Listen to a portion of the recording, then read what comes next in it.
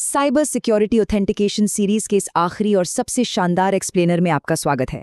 आज हम बिल्कुल फ्रेश और एनर्जेटिक तरीके से डिजिटल ट्रस्ट के कोर कॉन्सेप्ट्स को डीमिस्टिफाई करने वाले हैं।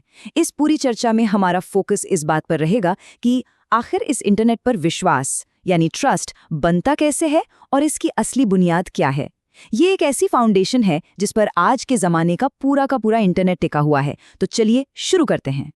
ओके, तो सबसे पहले सीधे इस एवरीडे मिस्ट्री पर आते हैं।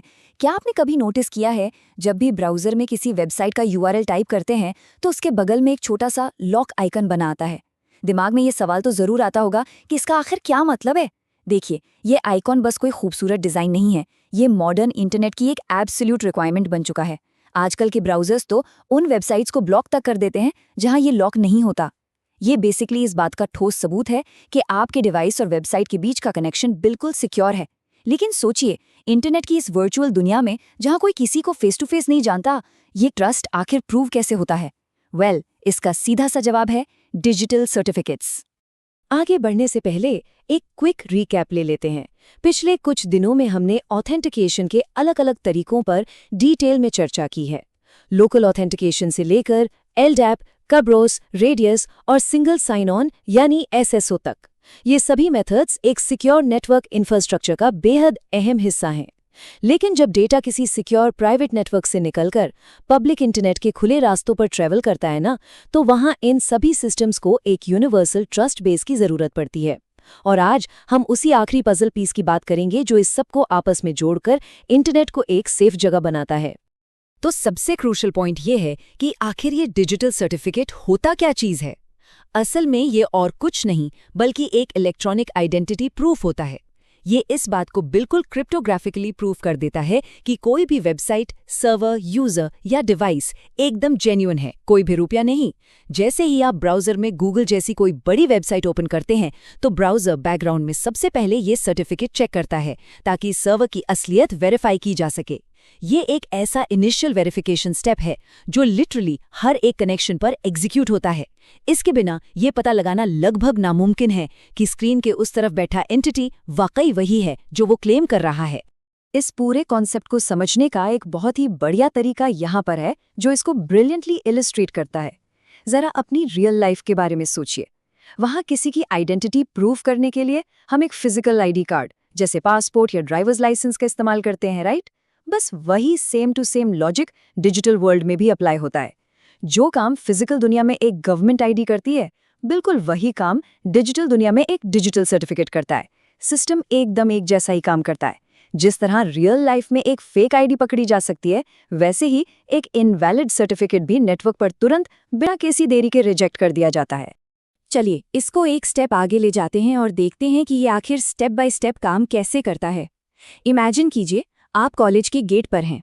गेट पर एंटर करते वक्त एक स्ट्रिक्ट सिक्योरिटी गार्ड आपका आईडी कार्ड चेक करता है। अगर कार्ड वैलिड है और उस पर कॉलेज की स्टैंप है, तभी आपको एंट्री मिलती है। वेब ब्राउज़र्स भी बिल्कुल इस स्ट्रिक्ट सिक्योरिटी गार्ड की तरह ही होते हैं। जैसे ही वेबसाइट ओपन करने की रिक्वेस्ट जाती है, ब्राउज़र तुरंत सर्वर से उसका डिजिटल सर्टिफिकेट मांग लेता है। अगर वो सर्टिफिकेट वैलिड और ट्रस्टेड निकलता है, बस तभी जाकर एक सिक्योर कनेक्शन एस्टैब्लिश होता है। और सबसे कमाल की बात, ये पूरा का पूरा प्रोसेस कुछ मिली सेकेंड्स में कंप्लीट हो जाता है। इसे टेक्निकल भाषा में हैंडशेक कहते हैं और यही हैंडशेक हर कनेक्शन को पूरी तरह सेफ रखता है।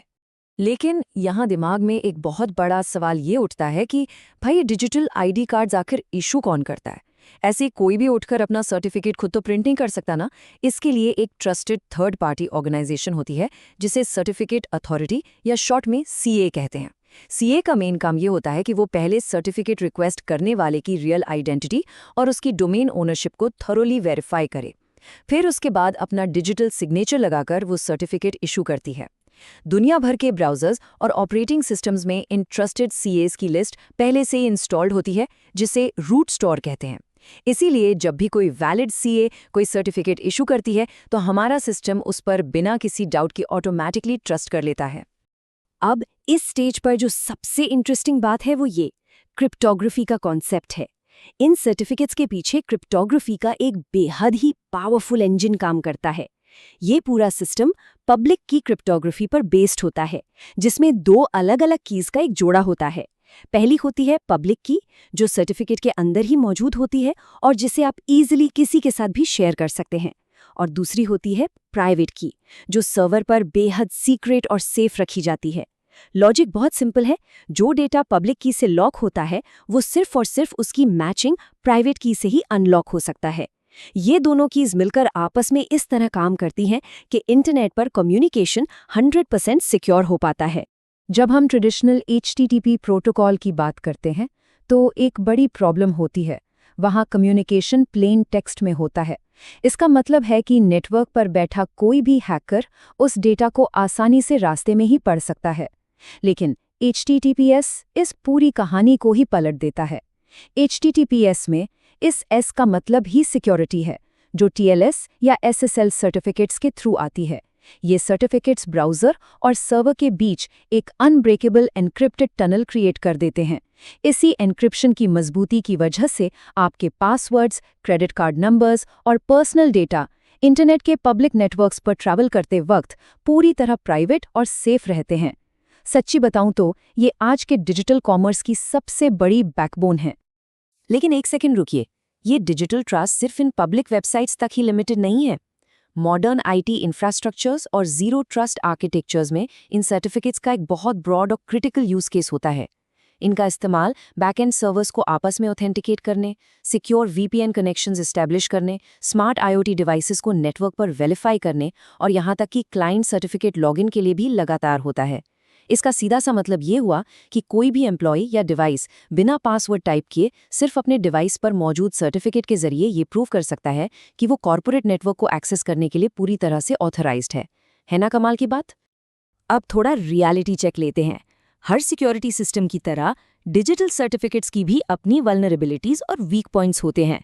ये सर्टिफिकेट्स तभी तक पावरफुल हैं जब तक इनको मैनेज करने का तरीका सही और स्ट्रिक्ट हो।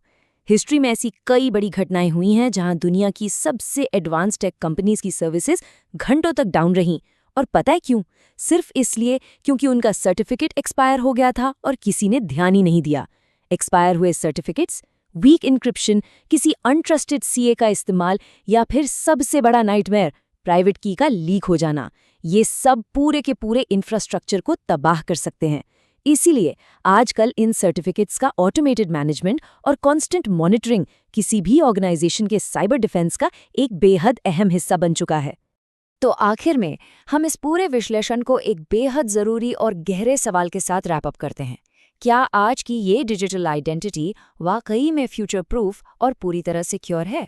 देखिए, अब तक की इस चर्चा से ये बात तो बिल्कुल क्लियर हो चुकी है कि सर्टिफिकेट एक एसेंशियल डिजिटल आइडेंटिटी प्रूफ है।